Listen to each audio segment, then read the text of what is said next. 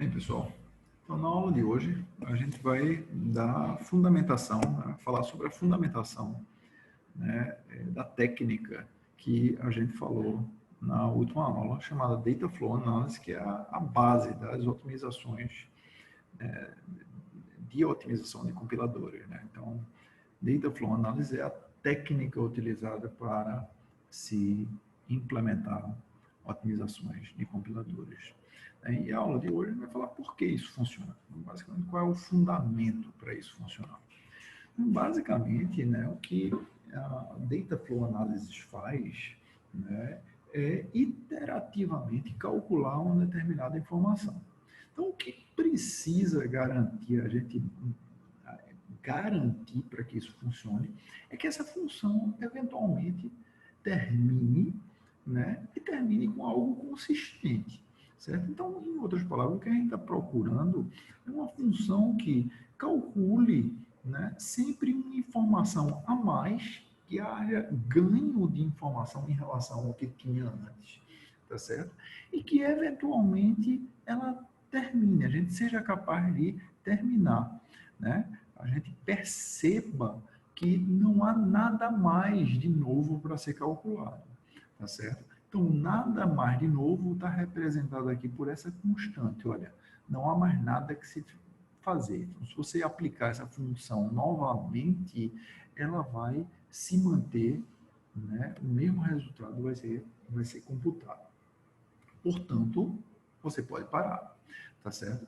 Então, a gente está procurando uma função escadinha desse tipo, né? Normalmente é chamada uma função que é monotônica, tá certo? Ou seja, não haverá perda de informação, tá certo? Né? E ela é contínua, ou seja, não há quebra de informação, não há saltos, tá certo? Então, você está aqui, ela, né, o próximo ponto há uma interrupção e ela só vai continuar depois, tá certo? Então, é uma função contínua, tá certo? Então, em outras palavras, né, a gente está querendo calcular um conjunto, digamos aqui, S1, nesse ponto aqui, tá certo?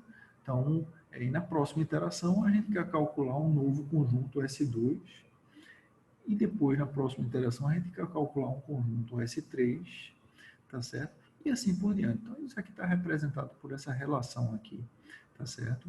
Né? Por essa relação que a gente está usando esse conjunto, essa relação de containment aqui de conjuntos, mas na verdade é basicamente dizer, né, representa que há um ganho de informação, né? Um ganho de informação. Né? Então, a intuição é essa, tá certo, gente? Então, como é que isso funciona? Então, não se assustem com esse slide, são um slide que é cortesia de um colega que, enfim, especialista nessa assim, em compiladores, né? Enfim, no uso de análise estática. Certo? E nesse exemplo, é um exemplo, basicamente, aquele mesmo exemplo, tá certo? Reachable definitions, né? De definições alcançáveis, só que nesse programinha aqui, tá certo? Um programinha que só faz um incremento, né? De 1 a uma variável x, uma única variável do programa, né? Num loop aqui, tá certo? Imagine aí, não importa aí qual a condição do loop. Tá certo? Mas a gente constrói um control flow graph, então o primeiro passo é esse, tá certo? Control flow graph, tá certo? Aí, antes de falar sobre isso aqui, então é importante o seguinte, a gente decidir qual é né, a representação da informação. Como é que a gente representa informação? Então, digamos, eu falei, desculpa aí, eu falei que esse problema era o problema do reachable definition, não. O problema que a gente está querendo calcular aqui é qual o sinal, né, um sinal, se é positivo, negativo, zero, né, não negativo, não positivo, enfim. Qual o sinal associado a uma determinada variável? E essa informação a gente representa, tá certo, através de uma estrutura de dados que é chamada de um reticulado, tá certo? Então, aqui nesse cantinho direito tá mostrando o seguinte, olha, né, o topo significa todos os possíveis sinais, né? Essa variável pode assumir todos os possíveis sinais. No extremo inferior, tá certo? né, a gente diz que essa variável, olha, eu não sei, desculpa, ela está indefinida. Lá em cima eu não sei, porque pode ser qualquer coisa. Lá embaixo está indefinido, a variável não teve nenhuma definição. Valor indefinido, certo? E aqui no meio tem todas as possibilidades. Olha, pode ser negativo, então isso aqui é só maneira que eu descobri, né, que dinamarqueses usam para representar um menos, tem esse ponto em cima e embaixo, é feita a nossa divisão, certo? Então, é zero ou positivo, certo? Ou então, olha, ou negativo ou zero, certo? É ou zero, né? Ou seja, é não positivo. Aqui é não negativo, é zero positivo, certo? Aqui pode ser qualquer coisa. Então, basicamente, um valor associado à variável, a gente representa um valor associado à variável como uma posição nesse reticulado. Então, os valores representam essas alternativas. Então, o mais importante é vocês entenderem o seguinte aqui, certo? Existe uma ordem associada nesse reticulado, certo? Então, né? Então o zero e menos não tem nenhuma associação com o zero mais aqui, certo? Só que o zero menos ele armazena mais informação do que o menos e o zero, tá certo? O zero, né? Porque é um zero ou um menos, tá certo? Então, essa informação foi derivada dessas outras duas aqui, tá certo? Então, a gente diz que, né, há uma relação de ordem entre esse valor e esse valor, esses dois valores aqui. Já entre esse e esse não há relação nenhuma, tá certo? Eu não posso comparar, tá certo? Esse valor com esse valor. Mas eu posso comparar esse valor com esse, posso comparar com esse, posso comparar com esse, posso até mesmo comparar com esse, dizendo que é inferior, né? Mas esse valor é superior, porque superior no sentido de há mais informação, tá certo? Da mesma maneira, eu posso comparar esse valor com esse, posso comparar com esse, mas não posso comparar esse valor com esse, nem muito menos com esse, tá certo? Então, esse reticulado é uma relação chamada, uma relação de ordem, na verdade, muitas vezes chamada de poset, né? A partially ordered set, tá certo?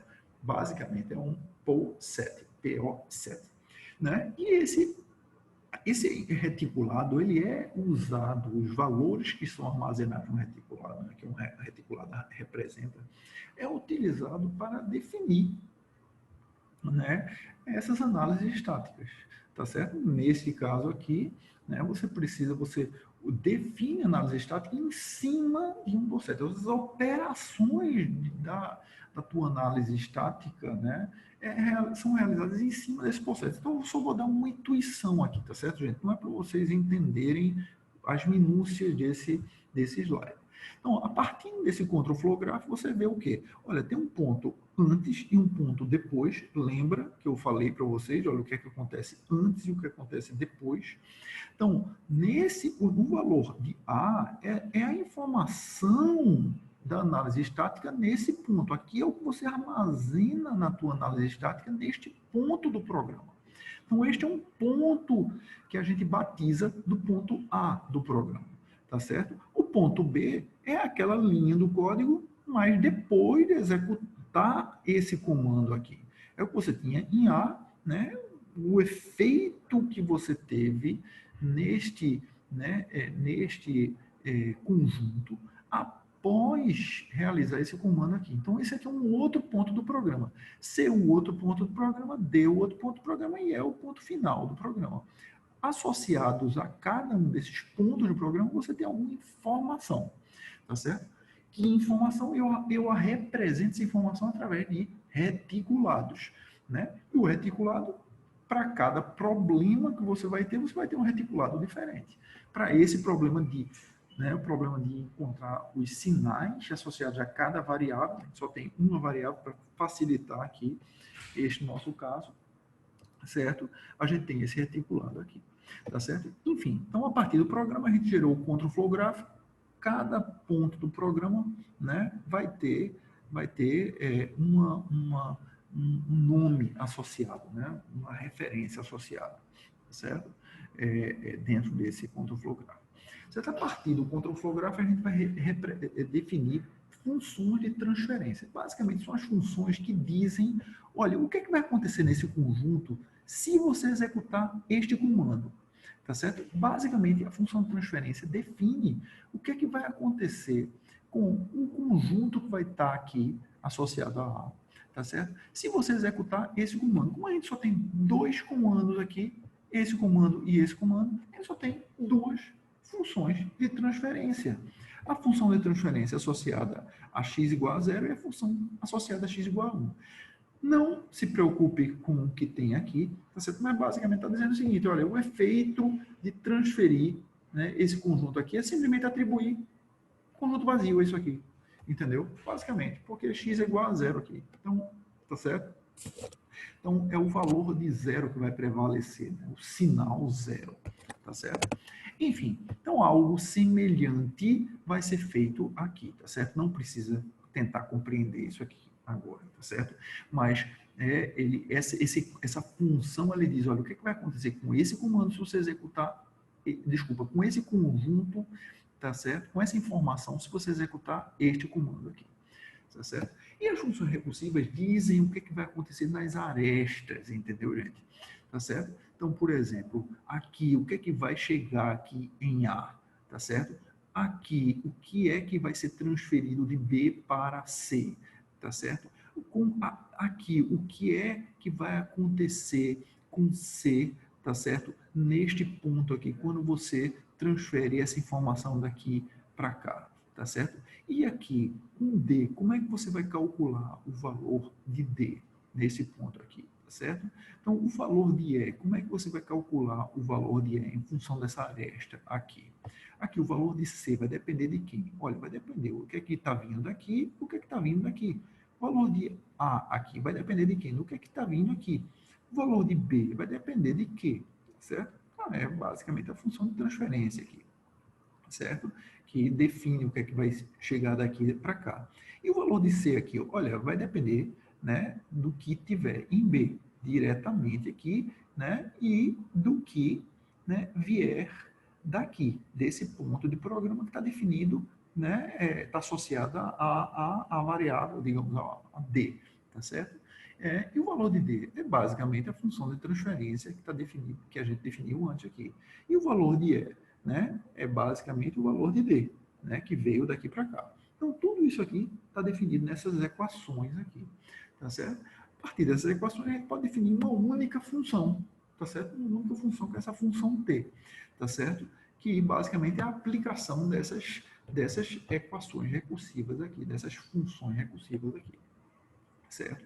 Então, enfim, gente, então, como é que funciona uma análise de data flow? É basicamente aplicar T repetidamente.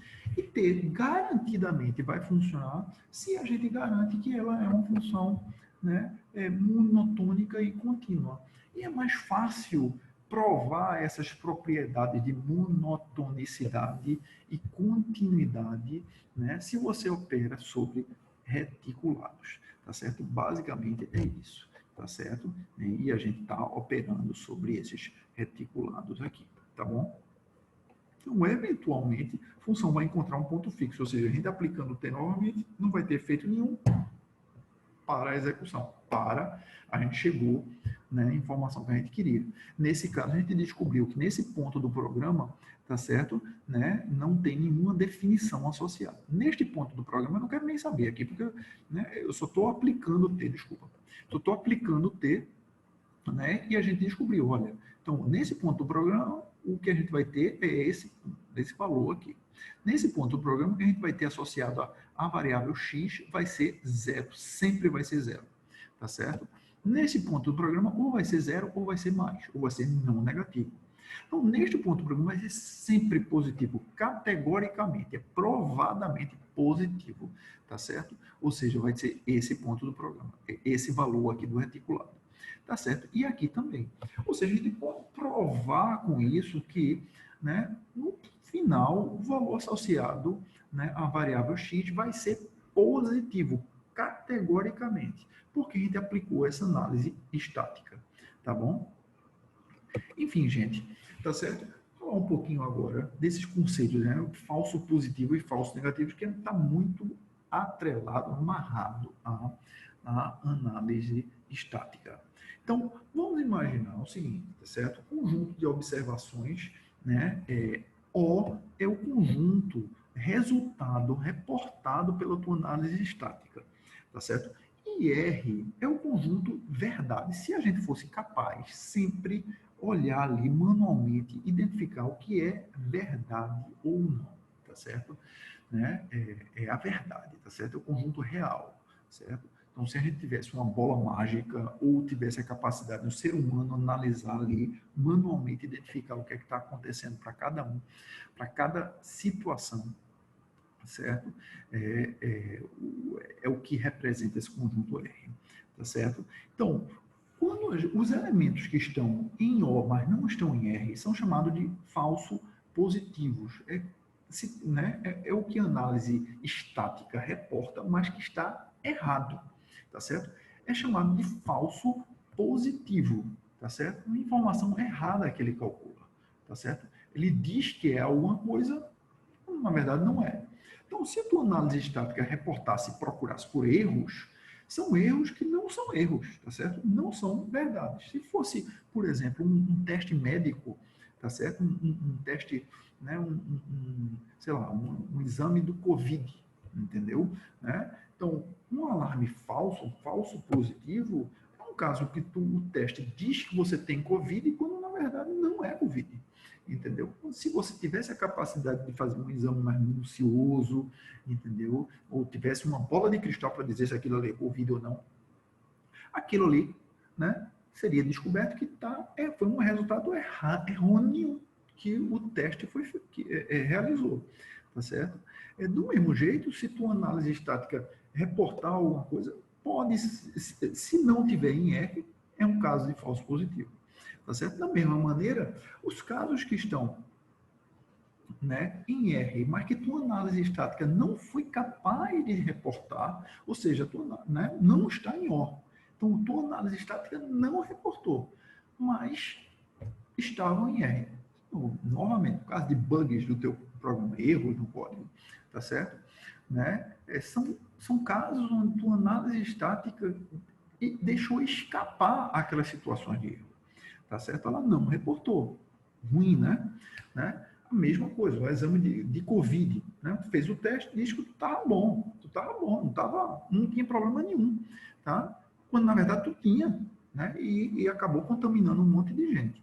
Então são casos de falso negativos. Em outras palavras, você pode errar ou de um lado ou do outro, tá bom? Então, em geral, a análise de data flow, gente, é conservadora. A gente diz que não há falsos negativos, tá certo? Então, para o exemplo de erros, de bugs no código, por exemplo, você não gostaria de perder, de deixar escapar bugs no código, certo? Você prefere reportar bugs que não são bugs, né? Reportar alarmes que não são de fato bugs, são alarmes falsos. Você prefere isso do que você deixar de reportar um alarme que pode ser um bug, tá certo? Enfim, então, análises estática, tá certo? A gente diz que são conservadoras, tipicamente, né? Que não há falso negativo, elas não deixam escapar problemas, mas pode reportar problemas que não são problemas reais, ou seja, podem reportar falsos positivos, tá bom? Tá certo? Então esse slide aqui é só para mostrar aqui essas situações, tá certo? Então, tem 3 eixos de complexidade aí. Então, um eixo, ele sobe na medida que tem mais falsos negativos, um outro eixo, né, ele sobe à medida que tem mais falsos positivos, e um outro eixo é a complexidade do programa, né? Cresce à medida que você tem mais complexidade no teu código. Então, idealmente, a gente gostaria isso, essa linhazinha aqui. Basicamente diz o seguinte, olha, independente da complexidade do teu código, né, independente da complexidade, as operações que você usa, se você está utilizando, né, linguagens modernas que têm recursos como, sei lá, Dynamic Binding, Reflection, uma série de, né, de situações que podem complicar a análise estática. Você gostaria de zero de falso negativo, zero de falso positivo, né? Que tua análise fosse perfeitamente precisa, tá certo? Infelizmente, gente, adianto para vocês, isso é irreal, tá certo? Então, isso, infelizmente, né, é um problema que você não vai conseguir resolver, né? Então, isso é uma situação, né, que, por limitações que não cabem aqui eu entrar em discussão, tá certo? Mas você não consegue, né, ter este tipo de garantia, tá certo? Então, existe uma variedade de problemas que são indecidíveis, né, no momento que você adiciona certas features, né, na tua linguagem de programação, no teu código, tá certo? Enfim, então basicamente é isso que a maioria dos problemas interessantes, complexos, são indecidíveis, tá certo?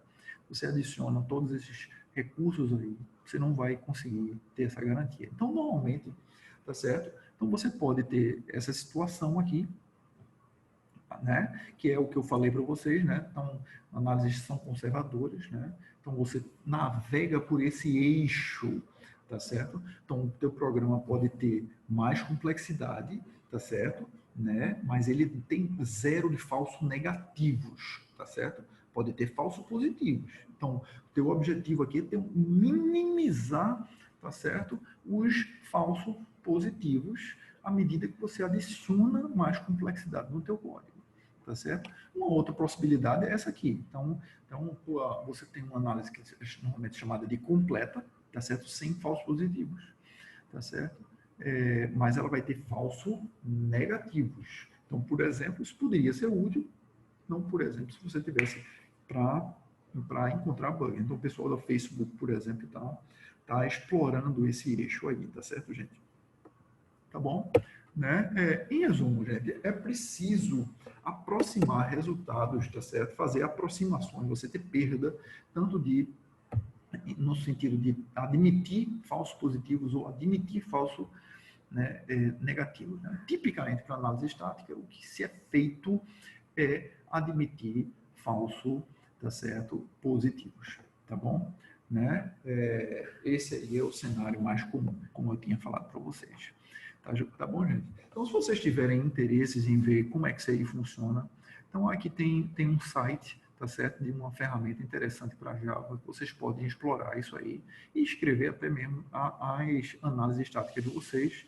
Então, aqui só está, né, uma definição das interfaces que você precisa implementar, mas e tem vários exemplos disso aí, como isso aí é implementado.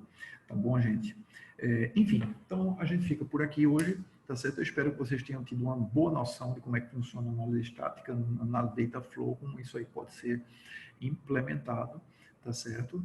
Né? E lembrando, né, o objetivo disso aí é realizar aquelas otimizações de código que a gente viu no início da aula, né?